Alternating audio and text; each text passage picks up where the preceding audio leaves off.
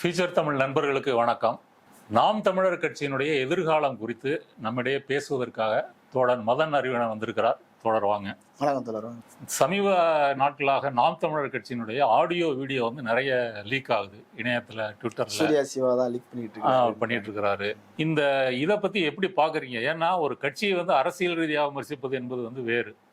இது போன்ற ஆடியோ வீடியோக்களை வைத்து அந்த கட்சியை விமர்சிப்பது வந்து சரியா? இது வந்து மக்கள்கிட்ட இருக்கக்கூடிய ஒரு கிசுகிசு ரசனை. அந்த ரசனையை தூண்டிவிட்டு நம்ம வந்து ஆதாயம் பார்ப்பது போல சிலர் வந்து கருதுறாங்க. உங்களுடைய கருத்து என்ன? இல்லை, இப்போ ஆடியோ ரிலீஸ் பண்றாங்க, வீடியோ ரிலீஸ் பண்றாங்கிறதுலாம் நடக்க தான் செய்யும். அதிகாரத்துக்கான சண்டைங்கிறது ஆக மோசமான சண்டை. அதுக்கு எந்த அறமும் கிடையாது. அதிகாரத்தை கைப்பற்றுவது தான் அதோடைய அறம். எது தேவையோ அதுவே தர்மம்னு சொல்றாங்க. நாம் தமிழர் வந்து அதிகாரத்துக்கு வரக்கூடிய ஒரு பொசிஷன்ல இல்லையே. இல்ல, ஆனா அவங்க ஓட்டுகளை பிரிக்கிறாங்க இல்லையா? யாரு பாதிக்கப்படுறாங்களோ அவங்க ஃபைட் பண்ண தான் செய்வாங்க. இதுல நான் கவனிச்ச வகையில் என்ன அப்படின்னா, ஒரு கட்சி அல்லது ஒரு தலைமை பொறுப்புல ஒரு நிர்வாகிகள் புலம்புறாங்க அப்படின்னாலே கிட்டத்தட்ட அவங்க வந்து கையாளாகாத நிலைக்கு போயிட்டாங்க அப்படின்னு தான் அர்த்தம். நாம் தமிழரை பொறுத்த வரைக்கும் பல முறை நான் பார்க்குறேன். அவங்க வந்து இந்த புலம்புறது, அது சொல்றது, இடைத்தேர்தலில் தோத்ததுக்கு இப்படி புலம்புறது, அதை வந்து என்னென்ன நடந்தது, இதை தாண்டி நாங்கள் இவ்வளோ தூரம் வந்திருக்கிறோம், அதுவே பெரிய விஷயம், இன்னும் நாங்கள் ஃபைட் பண்ணுவோம், வருவோம், மக்களை அப்படி ஒரு நம்பிக்கைக்குரிய ஒரு மனநிலை உங்களுக்கு இருந்தால் தான் உங்களை நம்பக்கூடிய கட்சி ஊழியர்களுக்கும் இருக்கும். நீங்களே புலம்புறீங்க அப்படின்னும் போது கட்சி அணிகளுக்கும் வந்து அவநம்பிக்கை தான் போகும். பாசிட்டிவிட்டி அப்படின்றது ஒன்று வேணும்ல. நீங்கள் அண்ணாவை எடுத்துக்கங்க. 1957 முதல்ல தேர்தல் நிற்கிறாங்க, 15 தொகுதிகளில் வெற்றி பெறாங்க. 62 தேர்தலில் மேலிருந்து அவங்களுக்கு வந்து இன்ஸ்ட்ரக்ஷன், நேரு சொல்றாரு 15 தொகுதிகளையும் அவங்களை தோக்கடிக்கணும் அப்படின்னு சொல்றாங்க. 15 தொகுதிகளையும் பணம் கொடுத்தாரு. 10 ரூபா வந்து ஒவ்வொரு ஓட்டுக்கும் 10 ரூபா. அந்த காலத்திலே 10 ரூபா கொடுத்தாங்க. பெரிய பெரிய பணக்காரர்கள் நின்னாங்க. ஒரு தொகுதி கலைஞர் மட்டும் தான் ஜெயிச்சார். அண்ணா தர தோக்குறாரு. அப்ப கட்சிக்காரங்க கேட்கறாங்க, ஐயா இந்த மாதிரி பணம் கொடுத்து நம்மளை வந்து தோக்கடிக்க வச்சுட்டாங்க அப்படின்னு சொல்றாரு. 50 தொகுதிகளில் வந்து அவங்க 60 வெற்றி பெறாங்க. ஆனா அந்த 15 தொகுதிகளில் ஒரு தொகுதி தான் ஜெயிக்கிறாங்க. புலம்புல அண்ணா தம்பிகள் ஜெயிச்சிருக்கிறாங்க, தம்பி வா தலைமை தாங்கு அப்படின்னு சொல்லி நெடுஞ்செழியனை வந்து அவர் தலைவராக மாத்துறாரு. வேலை நடக்குது. அவருக்கு வந்து தாழ்வு மனப்பான்மை இல்லை. நம்மளை மீறி தலைமையை வந்து கைப்பற்றிடுவாங்க அப்படிங்கிற அச்சுறுத்தல் அவர்களுக்கு இல்லை. அவர் ஒரு ஆளுமை மிக்க ஒரு தலைவர். கட்சியை வழி நடத்தி கொண்டு போறாருல. மறுபடியும் 67 தானே மறுபடியும் அவர் பொதுச் செயலாளர், முதலமைச்சராக வர்றாரு. இதெல்லாம் அப்ப என்னன்னா, அவருக்கு வந்து தன்னம்பிக்கை இருந்தது. பணம் கொடுத்தாலும் சரி, அதை தாண்டி நாம வந்து ஜெயிக்கணும், ஜெயிக்க முடியும், மக்களை வந்து நீ ரீச் பண்ணிட்டேன்னா அவங்க வந்து உன்னை தூக்கி வச்சிருவாங்க அப்படின்னு சொன்னாரு. நடந்தது. 67 அவங்க ஜெயிச்சாங்க இல்லையா? அந்த மாதிரியான ஒரு பாசிட்டிவான மைண்ட் செட் இவங்ககிட்ட இல்லை. ஏன் இல்லை? சீமானோட ஒரு ஆடியோ ஒன்று வந்தது. அதுல ஒருத்தங்களுக்கு வந்து ஒரு சொல்றார், புலம்புறார், என்ன ஏன் டார்கெட் பண்றீங்க, தமிழ் மகனை ஏன் போட்டு அடிக்கிறீங்க, பாரு யூடியூப் ரூட்டர்ஸ் வந்து அடிக்கிறாரு, மனோஜ் அடிக்கிறாரு, மறுபடியும் சொல்றாரு, எங்களை போட்டு ஏன் அடி, சவுக்கு சங்கரம் எங்களை போட்டு ஏன் அடிக்கிறாரு. ஒரு நியாயத்தை கேட்கிறாருல்ல. நான் வந்து அரசு அதிகாரத்தை எதிர்த்து பேசுறேன், ஊழல் செய்யறவங்களை எதிர்த்து கேட்கறேன், மணல் கொள்ளை எதிர்த்து கேட்கறேன், அவங்களையெல்லாம் விட்டுட்டு என்னை வந்து அடிக்கிறீங்களே, நான் என்ன பாவம் பண்ணேன்? கேட்கிற அந்த கேள்வியில ஒரு நியாயம் இல்லையா? இல்லைங்க, நியாயம் தர்மம் இல்லை. நான் அதான் கேட்கறேன். அவர் ஒரு சார்பில் போய் ஏடிஎம்கேக்கு வேலை செய்யறாருல சவுக்கு சங்கர், அங்கிட்ட போய் நீ என்ன கோரிக்கை வைக்கணும்? அவர் விமர்சிக்க தானே செய்வாரு. நீங்க தனி கட்சிங்க, நீங்க கூட்டணியில இருந்தா அவங்கள ஆதரிச்சு பேச போறாரு. நீ ஓட்டெல்லாம் பிரிக்கிறீங்க. இப்ப நீ ஆட்சிக்கு எதிரான ஓட்டை ஏடிஎம்கே எடுக்கணும், இதுதான் அவங்க வேலை திட்டம். நீங்க அந்த ஓட்டை, எதிர்ப்பு ஓட்டுகளை நீங்க பிரிக்கிறீங்க அப்படின்னு உங்களை அடிக்க தானே செய்வாங்க. அவர் சொல்றாரு, நீ நக்கல் பண்ணி சிரிக்கிற, சின்னமை போயிடுச்சுன்னு சொல்லி சிரிக்கிற, வேதனையா இருக்குதுன்றாரு. இந்த வேதனை எல்லாம் இருக்கட்டும், இல்லாமலாம் இருக்காது. ஆனா அதெல்லாம் தாண்டி வந்து பேசணும். உங்களுடைய கருத்து வந்து சவுக்கு சங்கரை விமர்சிப்பதற்கு பதிலா அவர்கிட்ட வந்து சரண்டர் ஆறாரு. ஆமா, ஏன் சரண்டர் ஆறாரு? நீ யாரு, நீ என்ன விமர்சிக்கிறது, உனக்கு என்ன தகுதி இருக்குதுல கேட்கணும். நீ பாதிக்கப்படும் போது நான் வந்து நின்னேன், உன்ன மாதிரி இன்னொருத்தன் பாதிக்கப்பட்டாலும் வருவேன். ஆனா நீ எனக்கு எதிராக இருந்தாலும் சரி, எது சரியோ நான் அதை செய்வேன். எத்தனை பேர் விமர்சிச்சாலும் நான் கவலைப்பட மாட்டேன்ல பேசணும். அப்படி சமறு புரியறதுக்கு பதிலாக இப்படி சரண்டர் ஆறா இல்லையா? அதுக்கு பின்னாடி இருக்கிற உளவியல் வந்து என்ன? இல்ல, அது மையமானது என்னன்னா, அவர் தோத்துட்டார். இல்ல, அவர் ஒரு கட்சியை அதிகாரத்துக்கு கொண்டு வரணுங்கிற ப்ராசஸ்லயே அவர் தோத்துட்டார். இதோடைய லெவல் அப்படிங்கிறது தெரிஞ்சிருச்சு. எங்க இருந்து தெரியும் அப்படின்னா, ஒரு ஐடியாலஜி அப்படின்றது வந்து பரவும். அது இடதுசாரி இயக்கமாக இருந்தாலும் சரி, திமுக திராவிட கொள்கை. நீங்க திமுக பாருங்க, 1957 15 சீட்டு ஜெயிக்கிறாங்கன்னா 62ல 50 சீட்டு ஜெயிக்கிறாங்க. அடுத்தது ஆட்சிக்கு வராங்க இல்லையா? இது எப்படி நடக்குது? அந்த கொள்கை பிரச்சாரத்தை வந்து கொண்டு போய் வெறும் கூட்டம் நடத்துறது இல்லை. அந்த கூட்டங்கிறது டெவலப் ஆகிட்டே போகுது. நிறைய தலைவர்கள் உருவாக்குறாங்க, அணிகள். ஆமா, ஆயிரக்கணக்கான பேச்சாளர்கள் உருவாக்குறாங்க. இவன் கையெழுத்து பத்திரிகைகள். ஆமா, எனக்கு போட்டின்னு யாருமே ஒரு அண்ணாவோ கருதல, கலைஞர் கருதல, நெடுஞ்செழியன் கருதல, ஏகப்பட்ட அறிவுஜீவிகள் வராங்க. நாம் தமிழர் கட்சிக்கும் அறிவுஜீவிகள் வந்தாங்க.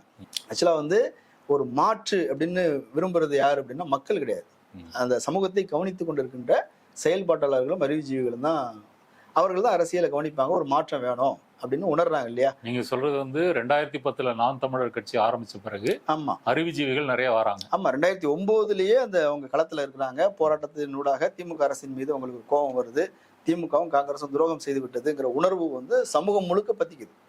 அது ஒரு அறிவுத்துறையில ஒரு பெரிய தாக்கத்தை ஏற்படுத்துது. ஒரு புதிய ஆர்வம் உள்ள ஒரு தலைமுறை வந்து ஒரு மாற்றத்தை விரும்புது. அதுக்கு யார் தலைமை அப்படின்னும் போது சீமானை வந்து கொண்டு வராங்க. அது வேற ஒரு லாபி. சரி, வந்துட்டார். வந்ததுக்கு பிறகு பெரும்பாலும் முற்போக்கு சிந்தனை கொண்டவர்கள், இடதுசாரி சிந்தனை கொண்டவர்கள், தமிழ் தேசிய உணர்வு கொண்டவர்கள், இவங்க எல்லாம் வராங்கல்ல. ஒரு விஷயத்த கடந்துட்டீங்க. அது வேற ஒரு லாபின்னு சொன்னீங்க. இப்ப சீமானை தலைமைக்கு கொண்டு வந்த அந்த லாபி யார்? இல்ல, அதுக்கு என்னன்னா மணிவண்ணன், ஆர்கே செல்வமணி போன்றவர்கள் என்ன நினைச்சாங்க அப்படின்னா, இதுக்கு ஒரு பிரபலம் ஒருத்தர் இருந்தா நல்லா இருக்குமே. ஒரு எம்ஜிஆர், ஒரு ஜெயலலிதா, இது போல ஒரு பிரபல்யத்தை வந்து கொண்டு வரணும். ஆல்ரெடி யாரு வந்து பிரபலமானவர்கள் இதுல அப்படின்னா சீமாக்காரர் அப்படிங்கிற தகுதியை வச்சுதான் அவர் உள்ள கொண்டு வராங்க.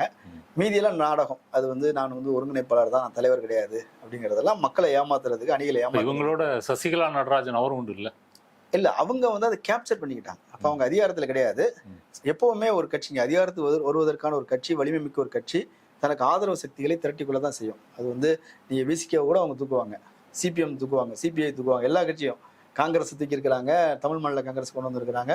பார்த்துக்கோ, 2001 தேர்தலில் திமுக எதிராக ஒரு பெரிய அணியை அமைச்சு அவங்க அதிகாரத்துக்கு வர்றாங்க. அதுக்கான எல்லா வேலையும் செய்வாங்க, அவங்க செஞ்சாங்க. நீ ஏன் பலியா வர? நீ ஒரு தனி கட்சிங்கிற உணர்வு தான் உனக்கு இருக்குது. தனித்துவமான கட்சி கிடையாது.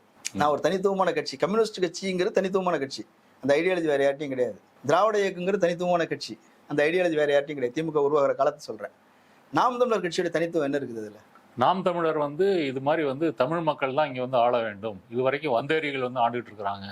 அதனால தமிழ் மக்கள் கையில தான் வந்து அரசியல் அதிகாரம் வந்து தரணும்.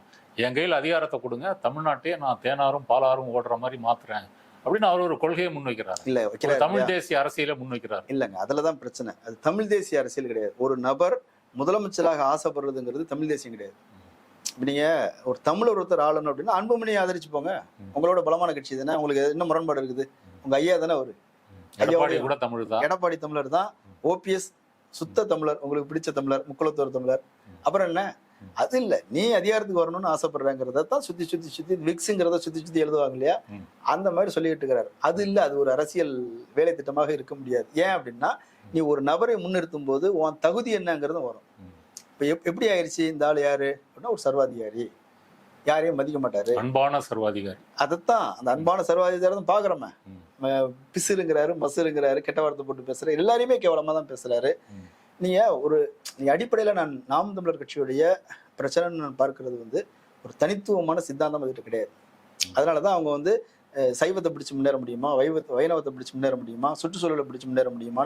சுற்றுச்சூழலுங்கிறது ஒரு இஷ்யூ தானே தவிர அது கொள்கை கிடையாது. இப்ப இப்படியான ஒண்ணு தாவறாங்க. நீங்க இன்னொன்னு பாருங்க, 2014 பிஜேபி வெற்றி பெறுகிறது. மோடியுடைய வாக்குறுதிகள் வந்து அது பொய் வாக்குறுதிகள் எல்லாருக்கும் தெரியும். உடனே வரணும்ன்றார், இந்த மாதிரி பொய் வாக்குறுதிகளாக கொடுத்து நான் வந்துட்டு அதை பண்ணிடுவேன் இதை பண்ணிடுவேன்னு கட்டுக்கதைகளை சொல்ல ஆரம்பிக்கிறார். அதுக்கப்புறம் நான் இந்து அப்படின்னு மதம். காலகட்டத்தில் அந்த அறிவுஜீவிகள் என்ன ஆனாங்க? இல்ல, அவங்க வந்து என்ன ஆயிட்டான்னா, அவருடைய கொள்கை அறிக்கை வரும்போதே ஒரு பிரச்சனை வந்துருச்சு. அதுல முஸ்லீம்களை வந்து சந்தேகம் கொண்டு பார்க்கணும், கிறிஸ்தவர்களை சந்தேகம் கொண்டு பார்க்கணும் அப்படிலாம் வந்து சொல்றாரு. இன்னும் அதுல நிறைய பிரச்சனைகள் இருக்கு. பின்னாடி அவர் வந்து சாத்தான்களின் பிள்ளைகள்னு பேசவே செஞ்சிருக்காரு. ஆமா, முஸ்லீம்கள் படையெடுப்புன்னு சொல்றாரு, ஆரியர்கள் வருகை தந்தார்கள்னு சொல்றாங்க. ஆரியர்கள் வருகை தந்தார்கள், பிராமணர்களை வந்து தமிழராக ஏற்கணும் அப்படிலாம் சொல்றாரு. இது வந்து கட்சிக்குள்ளேயே ஒரு பெரிய சிக்கலை ஏற்படுத்தி, அன்றைக்கு உணர்வோடு உள்ள போன முற்போக்கு சிந்தனை கொண்ட சமூக மாற்றத்தை விரும்பிய ஒரு பெரிய மாற்றத்தை விரும்பிய ஒரு பெரிய அறிவுத்துறை வந்து அப்படியே மொத்தமா வெளியே போக ஆரம்பிச்சிருச்சு. இன்னொரு பிரச்சனை நான் என்ன பாக்குறேன்னா, இவங்க தேர்தலில் நிக்கிறதுன்னு முடிவு பண்ணிட்டீங்க அப்படின்னாலே 10 கட்சியை ஆரம்பிக்கிறீங்க இல்லையா, 11 நின்ற வேண்டி தானே. இப்ப நீங்க அன்னைக்கு இருக்கிற அந்த உணர்வு எழுச்சி இருக்கு இல்லையா, அந்த உணர்வு எழுச்சி தான் உங்களுக்கு மையமானது. அதையே நீங்க ஒரு மூலதனமா வச்சு நீங்க கட்சியை நடத்திருந்தீங்க அப்படின்னா அந்த நேரத்துல வந்து ஒரு 5% 6% முதல்ல வந்திருக்கலாம். ஏன் அப்ப தேர்தல்ல நிக்கல? ஜெயலலிதாவுக்கு வேலை செய்யறதுக்காக. என்ன காரணம்? பயமா? பயம்ங்கிறது இல்ல. ம். அவங்க முதல்ல ஆரம்பிக்கும் போது ஒரு மாற்றத்தையோ புரட்சியோ கொண்டு வரணுங்கிறதெல்லாம் அவங்களுக்கு நோக்கம் இல்ல. ஒரு ஏடிஎம்கே வேலை செய்யக்கூடிய ஒரு தமிழ் தேசிய விங்கு. திமுக காங்கிரஸை தோற்கடிக்கணும். திமுக ஆதரவு இருக்கிற தமிழ் உணர்வாளர்களை பிரித்து ஏடிஎம்கேக்கு கொண்டு வரணும். சரி. இன்னொன்னு இந்த அதிருப்தி இருக்கு இல்லையா, இந்த அதிருப்தியை வந்து அதிமுகவால் அறுவடை செய்ய முடியாது. ஏன் அறுவடை செய்ய முடியாது அப்படின்னா அவங்க ரொம்ப காலமா புலிகளுக்கு எதிரானவர்கள், ஈழத்துக்கு எதிரானவர்கள், பிரபாகரனை கொண்டு வந்து இங்க வந்து ஜெயில போடணும், தூக்கில போடணும்ன்ற அளவுக்கு அவங்க தீர்மானம் மாமனார் தான் முன்மொழிஞ்சார் இல்லையா, காளிமுத்து சபாநாயகரா இருந்தார். ஸோ அப்படி இருக்கும்போது அவங்களால அதை கிளைம் பண்ண முடியாது. அப்போ அதை கொண்டு வந்து சேர்க்கறதுக்கான ஆள் வேணும். அதுக்கான ஒரு கூலிப்படையாக தான் அவர் போறார். அதனாலதான் வேற எந்த திட்டமும் இல்லை. நீங்க விஜயகாந்த் தெலுங்கர், நாயுடு அப்படிலாம் நீங்க பேசினார்ல, அவருக்காக தொகுதி பிரச்சாரத்துக்கு போனார். அந்த கதைகள்லாம் போனீங்கன்னா அது இன்னும் ஆபாசமா இருக்கும். நிறைய சரக்கு வாங்கி கொடுத்தாரு, பணம் கட்டல, அப்புறம் விஜயகாந்த் பிடிச்சு திட்டினாரு அப்படிங்கிற பஞ்சாயத்துலாம் இருக்குது. ஸோ நீங்க ஆரம்பத்திலேயே அந்த உணர்வு எழுச்சியை பயன்படுத்தக்கூடிய காலத்தை விட்டுட்டீங்க மொத்தமா. நீங்க வந்து 11 விட்டுட்டீங்க, 14ல மறுபடியும் என்ன பண்றீங்க, ஜெயலலிதாக்கு ஆதரவா பிரச்சாரம் பண்றீங்க. 16 அந்த உணர்வு எல்லாம் வடிஞ்சு போயிடுச்சு. நீங்க பாத்தீங்கன்னா பாலச்சந்திரன் அந்த இதெல்லாம் வந்து 14க்கு அந்த டைம்ல வந்து பெரிய உணர்வா இருந்தது. படுகொலை. ஆமா, காங்கிரஸுக்கும் திமுகவுக்கும் பெரிய அதிருப்தி. மக்கள் வந்து கொதிச்சு போயிருக்கிறாங்க. நீ நின்றுக்கலாம்ல, 2014 நின்று இருந்தேன்னா அந்த ஓட்டு உனக்குலாம் வந்திருக்கும். இப்ப நீங்க 11லயே 5 ஒரு கால் இப்படி இருக்கலாமா? நம்ம கொஞ்சம் வெயிட் பண்ணி நம்மளுடைய கேடர் பேஸ், மக்கள் பேஸ் எல்லாம் வந்து ஆதரவு அடித்தளத்தை வந்து அதிகரித்து கொண்டு அதன் பிறகு நம்ம போல்டா தேர்தலில் நிக்கலாம், அப்படி கூட நினைச்சிருக்கலாம்ல. நீங்க ஒரு உணர்வு எழுச்சியில ஆரம்பிக்கிற கட்சிங்கிறது அந்த உணர்வை பயன்படுத்திக் கொள்ளணும் உடனடியா. ஆமா, நீ அதுதான் பிறருக்கு நம்பிக்கை தரும். நீங்க ஒரு கட்சி வளருதா, ஆகுமா ஆகாதா, இதை சேர்ந்தா பலன் இருக்குமா இல்லாதான்னு நினைக்கிறவன் யாருன்னா பிழைப்பதியா இருப்பான், அல்லது ஆர்வம் இருக்கும் அதுல முன்னாடி நிற்கக்கூடியவனா இருக்க மாட்டான். எப்பவுமே அந்த உணர்வு எழுச்சியில இருக்கிறவன் தான் களத்துல நின்று சண்டை பண்ணி எதிர்ப்புகளை எதிர்கொள்ள அந்த வலிமையோட இருப்பான், ஆளுமையோட இருப்பான். நீ அவங்களை எல்லாத்தையும் இழந்துட்டீங்களே. இப்போ 2016ல் அந்த உணர்வுகள் வடிந்ததுக்கு பிறகு நீங்க போய் நிக்கிறீங்க. அப்ப அது எதுக்கு பயன்படுது? எதிர்ப்பு ஓட்டுகளை பிரிக்கிறது பயன்படுது. ஒரு பக்கம் மக்கள் நல கூட்டணி நின்று அவங்க ஓட்டை பிரிக்கிறாங்க, இன்னொரு பக்கம் அன்புமணி ராமதாஸ் மாற்றம் முன்னேற்றம் அன்புமணி அப்படின்னு சொல்லி அவர் ஓட்டை பிரிக்கிறாரு, இந்த பக்கம் நாம் தமிழர் ஓட்டை பிரிக்குது. எல்லாருமே ஓட்டை பிரிச்சு மீண்டும் ஏடிஎம்கே கொண்டு வரீங்க. அவர் அந்த அந்த கூட்டங்களில் பேசுனது என்னன்னா திமுகவை தோக்கடிக்கிறது தான் எங்க லட்சியம் அப்படின்ற, இது ஒரு லட்சியமா இருக்க முடியாது இல்ல. குறிப்பா வந்து அவர் வந்து திமுக மேல அப்படி ஒரு கலவ வெறியோட இருக்கிறதுக்கு என்ன காரணம்? ஏடிஎம்கே சார்பு தான், ஃபண்டு கொடுக்குறவங்க இவங்க தானே, ஓனருக்கு ஆதரவா வேலை செய்யறாங்க, அவ்வளவுதான். நீங்க நடராஜன் ஒருத்தர் இருக்கிறாரு இல்லையா, சசிகலாவுடைய கணவர், அவர் தான் கட்சிக்கு முழுக்க முழுக்க ஃபண்டு கொடுத்தது, என்னென்ன வேலைகள் செய்யணும், முள்ளிவாக்கல் முற்றம் இவரு கட்டினது தானே, அதுல தானே இவங்க எல்லாம் நின்றுட்டு இருந்தாங்க.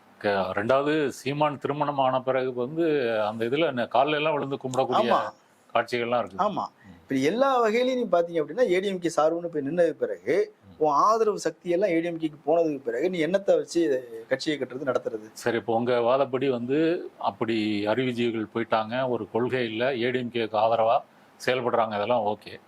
பட் இதையும் தாண்டி மக்கள்கிட்ட வந்து சீமானுக்கு ஒரு ரீச் இருக்குது, அவர் பேசக்கூடிய கூட்டங்களுக்கு வந்து ஆயிரக்கணக்கில் திரள்றாங்க. அதில் வந்து நிறைய பேர் வந்து சீமானை பின்பற்றக்கூடிய இளைஞர்கள் வந்து உருவாறாங்க. இது வந்து நீங்க ஒரு வெற்றியா ஒரு பலமா பார்க்கலையா? வைகோக்கு கூடாத கூட்டமா, விஜயகாந்துக்கு கூடாத கூட்டமா, ராமதாஸுக்கு கூடாத கூட்டமா? இவருக்கெல்லாம் கம்மிங்க.